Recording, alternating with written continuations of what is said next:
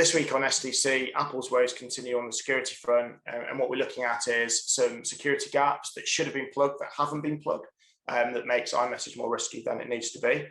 Big surprise from Facebook, its business hasn't fallen off a cliff, as might have been assumed, but there may be some dangers to come. And have you been sharing intimate pictures on the internet or by message? Because things might be about to get a bit dicey for you if you have. So this has been an interesting few weeks for Apple on the security front, particularly given that security and privacy is their USP. So obviously headline news was Pegasus and iMessage zero clicks. We're talking a bit about that this week on SDC. But also Facebook has just come out and said that all that palaver about app tracking transparency and the rest of it hasn't stopped Facebook making, more money than they know how to spend. So, where are we now? Yeah, we've seen Facebook's results come back and they were pretty good. In fact, they actually performed better than expectation, which was a bit of a surprise for everyone. It's Q2 of the year. So we're talking about March, April, May, ending in June. 3 months more in the year. There we go. Yeah, that second part of the year. And we have to remember that app tracking transparency only launched around the end of Facebook's second quarter as well. So Facebook is also saying that there might be an impact in Q3. And this is actually, let's be honest, where we're going to see the change. People don't even really know that much about app tracking transparency yet. But at the same time, interesting to see that even though they were saying, this is going to affect us already, everyone's going to have to change anything, best performing results ever by infringing privacy, Yeah, talking about infringing privacy with Facebook, did either of you two see the weird story that apparently WhatsApp were investigating ways to use homomorphic encryption to look at the content of analyze the content of encrypted WhatsApp messages so as to be able to insert advertising, which they denied, obviously. Yeah, they've come out pretty strongly and said, no, we're not, right? I think they realised that was going to undo 9 months worth of PR if they did all that. Plus, the practicalities of it are strange anyway. Homomorphic encryption, it does give you ways to be able to access encrypted data, but I don't think that digging into the context of encrypted messages for advertising would work. I can't see how that's going to work. Yeah, it's interesting. And one of the issues for WhatsApp, and we talked about it a lot before, is it needs to try and open the platform to businesses and commercialize and monetize, which led to the whole backlash and the change of terms and all the rest of it. But one of the things that I think it's thrown up, which links back to the iMessage Pegasus story, is the idea that unknown senders, be it a business or an individual, can contact you on one of these very rich end-to-end encrypted platforms. And if you like, because they're so rich and because the applications on your phone are doing so much, the implication is when a message turns up, when somebody is actually able to tunnel through to you on one of these platforms, they can start doing all kinds of funny things with your phone, which is what's being inferred with Pegasus and its zero clicks. And that's raising a real question.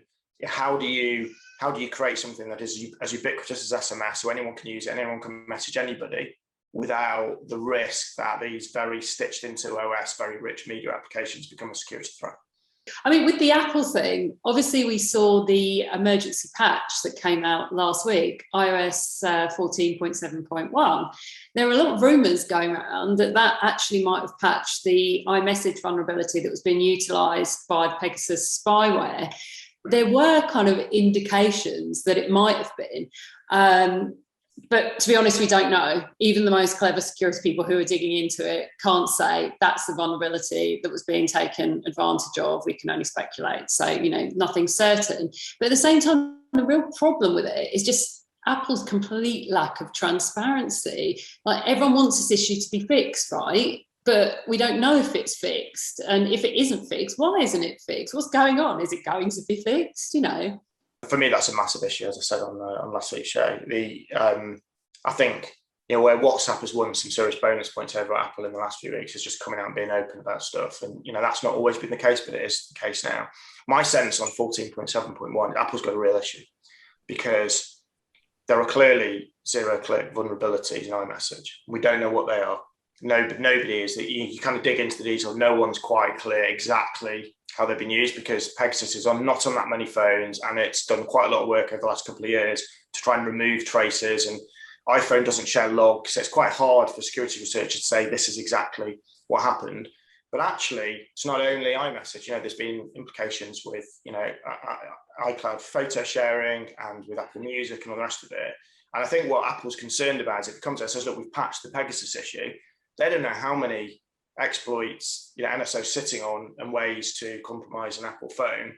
You get the sense that there's some core fundamental weaknesses in the architecture in terms of how how the iPhone is open to the world and how stuff can get onto the device. And the fear is they'll patch it, say it's been patched, and then very shortly thereafter there's another one, and then they look stupid. And I guess that's a bit of a hostage to fortune, right? I mean, there is the danger, of course, that the Pegasus thing is blown up out of proportion a little. Yes, it's a hugely important compromise for a very small number of people. Most of us, you're looking, look, this list of telephone numbers that's been bandied around, 50,000, that's just numbers. That isn't 50,000 people that are known to have been infected, compromised by Pegasus. We can assume that it's a subset of that 50,000 numbers. But even looking at that globally, it's nothing, it's minute. So why are we all quite so up in arms about Pegasus when it affects so few of us? Especially, I mean, you were looking at iVerify, for example, as an app that can somehow, through magic, detect if Pegasus has been on your phone. And I noticed that they're not making it clear how they detect. I haven't seen a list of indicators of compromise from the iVerify people. The amnesty stuff that came out, you have to take a backup of your backup, and then you put that on your Mac, and you run a complicated program against it that looks for certain indicators of compromise within that data. But obviously iVerify isn't doing that, and neither are any of the other apps. I think Bitdefender has come out with one, Lookout saying that they can find it. Yeah, all the security apps are saying that they can find Pegasus, but I'm not convinced. But neither am I convinced that it really matters, because none of us have got Pegasus on our phones. It's still a worry, though, isn't it, that there are vulnerabilities in iMessage that potentially aren't being fixed, and that's almost what the point is. Rather than people worrying about the fact that Pegasus is going to be targeting them, which it's not, unless you're a very specific subset of person, which is so niche that none of us need to worry about it. But the fact that there are these kind of open vulnerabilities, and I guess the more information about them that gets out, we're going to have other adversaries who might take advantage of them, and that's the real concern. Absolutely, it's a broader picture, and I think that the stuff with iMessage is really interesting. Myself and Zach had a bit of a conversation about this yesterday, I think it was, how iMessage is so misunderstood by people. And I'm a good example. I've been a technology journalist for 30 odd years. I've been using an iPhone for a lot of time. Then I went to Android. I've been back on iPhone with the 12 Pro Max. And I don't understand how iMessage works. I mean, we were talking about contact filtering, and I completely didn't understand that. Is this part of the problem, Zach? It is, and it's a really interesting one. This is interesting because clearly the implication with Pegasus is that an unknown sender has managed to drop an iMessage onto somebody's device, and that iMessage has been processed automatically by somebody's iPhone and ultimately has installed Pegasus, right? Now, Apple has a thing that's not used by very many people, and it's interesting. I was even talking to some very well-known security researchers, and they were not aware of this either. I mean, it really is one of Apple's special secret, not secret, but certainly hidden away settings. And the idea is, when it came out, the idea was that for iMessages only, not for SMS, you could stop notifications for anyone you didn't know. So if you iMessaged somebody and that person didn't have you in their contacts, didn't know who you were, then they wouldn't get a notification. It would disappear into a separate list. And the links were blocked, as they would be anyway. And then the implication is that what goes on behind the scene when an iMessage turns up is there's clearly a lot of back-end processing. Apple's going in, where's the sender from? They go back in and they look for the sender ID and the details, and there's some processing, and somehow, an exploit was in that process chain and was doing something to the iPhone. And then clearly Apple hasn't said one way or the other, but the expectation was, and certainly this was hinted at in some of the Pegasus write-ups recently, that maybe some of that process chain would be blocked by this filtering of vendor contacts. Except it doesn't work. Except for some reason, and this is weird for Apple, because if you go look at their support sites and the rest of it, what they say happens doesn't happen, right? So Apple will say, look, you won't get notifications, but you do. So if you iMessage someone and you're not in their contact list, they'll still get a notification. Yes, you'll appear in a separate list, but that's just, optics, right? That just makes it a little bit tidier. It's like having your focused email inbox, right? It just makes it a bit neater, doesn't change anything. And that's the real issue with iMessage, because particularly when you look at where they're going, and with iOS 15, they're getting even more of this. iMessage is properly stitched into the ecosystem of your device.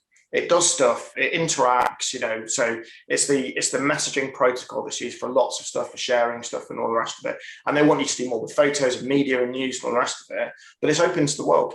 So David, I can send you an email, right? And we know that it's really rare to talk about a zero-click, zero-open email vulnerability. 99.999% is you've opened an attachment and all the rest of it.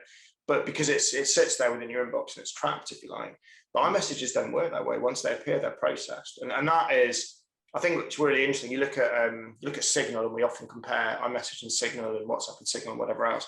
Signal for a year or so has had a setting, an option where if I send you a message and we don't know each other, before you get any content from me, a message, attachment, whatever I'm trying to send you, or call you, or whatever else, you have to accept that. So you have to say, yeah, and you can't just accept it from a blind number. Signal won't let you do that either. It insists on an avatar and a name.